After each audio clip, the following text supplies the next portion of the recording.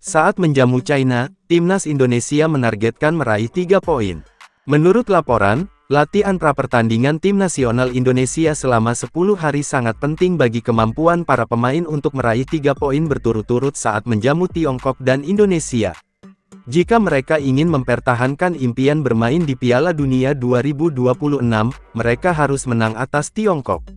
Memulai latihan persiapan 10 hari lebih awal, timnas Indonesia tampak optimistis untuk bisa mengalahkan Tiongkok di laga lanjutan kualifikasi Piala Dunia 2026 zona Asia pada Kamis, tanggal 5 Juni tahun 2025, mendatang. Selesai melakukan pemusatan latihan di Bali sejak 26 sampai 31 Mei tahun 2025, skuad Garuda kini memulai latihan persiapannya di Stadion Madia GBK Senayan, Jakarta. Menurut Ketua Umum PSSI Erick Thohir, para pemain timnas tampak sudah siap secara psikis dan fisik serta semakin kompak dalam menjalankan rencana yang disusun Patrick Kluivert dan staf pelatih. Sementara itu, manajer timnas Indonesia Sumarji menyebutkan dari 30 pemain yang dipilih untuk masuk skuad pertandingan melawan China hanya boleh mendaftarkan 23 pemain saja.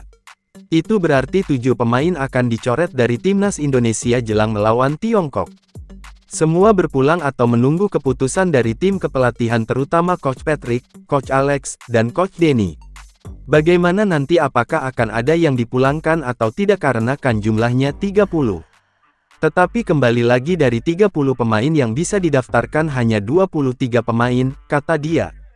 Laga kontra Tiongkok akan menjadi pertandingan penting bagi timnas Indonesia apabila ingin tetap melaju ke babak kualifikasi Piala Dunia 2026 zona Asia.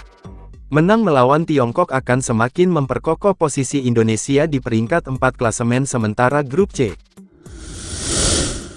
Emil Audero kendalikan emosi sebelum debut di timnas Indonesia. Dalam laga kualifikasi Piala Dunia 2026 zona Asia melawan China, Emil Audero akan berkesempatan melakoni debutnya bersama timnas Indonesia. Ia akan mengesampingkan sentimentalitasnya. Emil akan menjadi kiper timnas pada Kamis, tanggal 6 Mei tahun 2025, saat melawan China di Stadion Utama Gelora Bung Karno. Ia berpeluang besar menggantikan Maarten Paes yang kini tengah menjalani hukuman akumulasi kartu. Pemain berusia 28 tahun yang melakoni debut di kandang sendiri bersama timnas itu merasa terhormat bisa membela Garuda. Ia menegaskan tak ingin terlalu larut dalam kesedihan karena hal itu akan memengaruhi penampilannya. Tidak, tentu saja saya tidak gugup. Saya senang berada di sini bersama tim, di Jakarta. Kesempatan bermain untuk timnas adalah sebuah kebanggaan buat saya. Karena sepak bola itu menyenangkan, dan saya hanya fokus pada permainan, kata Emil saat ditemui di Stadion Madia, GBK, pada Senin tanggal 2 Juni tahun 2025. Saya tidak akan membawa sisi emosional saya sebelum pertandingan, karena kadang itu akan memberikan berdampak buruk. Tapi, saya memang sangat bangga bisa mewakili negara saya, ujarnya. Emil Audero pun menjelaskan kondisi timnas selepas training camp di Bali jauh lebih baik. Bahkan kekompakan mereka semakin baik tiap harinya. Kalau dibandingkan dengan Maret lalu, sekarang kami punya waktu lebih baik untuk persiapan. Banyak pemain baru, juga pelatih baru, kata pemain kelahiran Mataram tersebut. Minggu lalu di Bali adalah kesempatan bagus untuk kami mulai membangun koneksi, dan sekarang kami lanjutkan di Jakarta.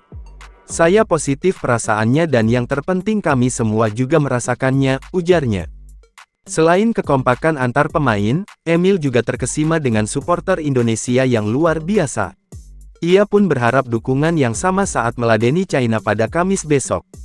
Itu sesuatu yang besar, dan kami sangat bangga akan hal itu.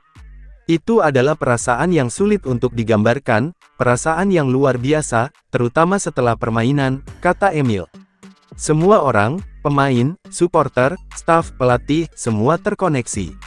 Jadi saya hanya bisa mengucapkan terima kasih dan teruslah mendukung kami.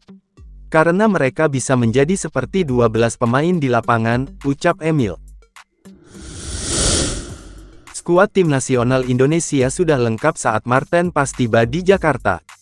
Menurut cerita Instagram tim nasional Indonesia, Maarten Paes mendarat di Jakarta pada hari Selasa, sehingga jumlah total pemain tim menjadi 30.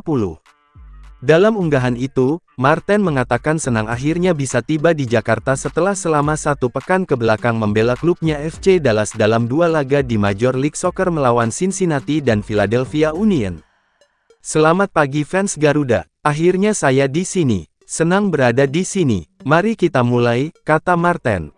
Kiper berusia 27 tahun itu adalah nama terakhir yang bergabung dengan skuad timnas Indonesia yang akan melakoni 2 laga terakhir kualifikasi Piala Dunia 2026 putaran ketiga melawan China pada Kamis tanggal 5 Juni dan Jepang pada Selasa tanggal 10 Juni.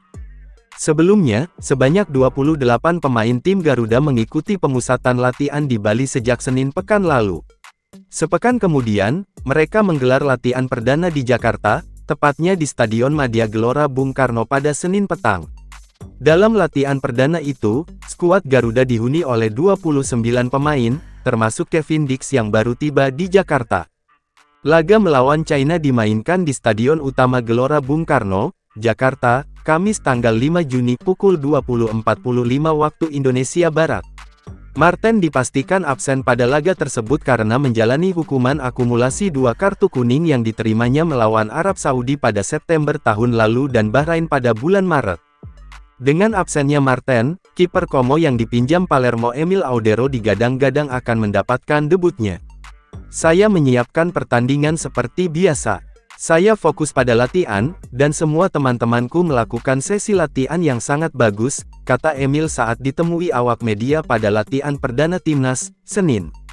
Sementara itu, dalam kesempatan yang sama, Ketua Umum PSSI Erick Thohir menargetkan Indonesia meraih poin penuh melawan China agar bisa melaju ke babak selanjutnya, yakni putaran keempat. "Ya, buat kita pertandingan ini sangat serius karena itu kita coba mengumpulkan tim lebih awal. Karena ini kan kita pernah mengalami hal yang sama ketika kita kalah sama Australia, sama Bahrain kita harus dalam titik mendapatkan kemenangan, dan tim bisa membuktikan waktu itu," kata Erick. "Nah, hari ini di titik yang sama juga. Kita harus mendapatkan poin penuh, kalau tidak ya harapan untuk kita ke playoff semakin berat," lanjut dia. Latihan tertutup Timnas Tiongkok dan Indonesia. Sebagai persiapan menghadapi laga krusial di kualifikasi Piala Dunia 2026, tim nasional Tiongkok dan Indonesia masing-masing telah menggelar latihan tertutup pada Selasa, tanggal 6 Maret. Stadion Madia, Senayan, menjadi tempat latihan tim nasional Indonesia. Namun, media massa dilarang meliputnya. Kemungkinan besar, akan ada banyak materi taktik melawan Tiongkok selama sesi latihan ini. Latihan tim nasional Tiongkok juga direncanakan akan berlangsung di sekitar Stadion Utama Gelora Bung Karno, Senayan. Hanya media Tiongkok yang diizinkan mengikuti acara ini, sedangkan media utama Indonesia tidak. Saat ini Indonesia dan China sedang bersaing ketat di grup C. Keduanya sama-sama punya peluang untuk lolos ke fase keempat zona Asia kualifikasi Piala Dunia 2026. Untuk sementara Indonesia bertengger di peringkat keempat grup C dengan poin 9. Adapun China menjadi juru kunci grup dengan 6 poin, sama dengan angka milik Bahrain. Namun, China kalah selisih gol dari Bahrain. Agar bisa lolos ke fase keempat, timnas Indonesia minimal meraih 1 kemenangan lagi. Jika mampu mengalahkan China pada laga di Stadion Utama GBK, Jakarta, Kamis tanggal 5 Juni, dan Bahrain gagal mengalahkan Arab Saudi di laga lainnya, maka Indonesia sudah dipastikan lolos ke babak keempat. Adapun China harus bisa menahan atau mengalahkan Indonesia. Jika menang atas Indonesia, peluang lolos akan besar. Laga terakhir mereka adalah dengan menghadapi Bahrain di kandang. Jika imbang dengan Indonesia, peluang masih terbuka. Syaratnya, China menang besar atas Bahrain di kandang dan pada saat yang sama Indonesia kalah besar saat tandang ke Jepang. Skenario yang diinginkan China adalah menang dalam 2 laga terakhir. Dengan 2 kemenangan atau artinya meraih 12 poin, posisi keempat klasemen grup C akan direbut. Skema keduanya menahan Indonesia dan menang atas Bahrain. Jika ini terjadi, poin Indonesia dan China akan sama 10. Artinya penentuan peringkat akan mengacu selisih gol.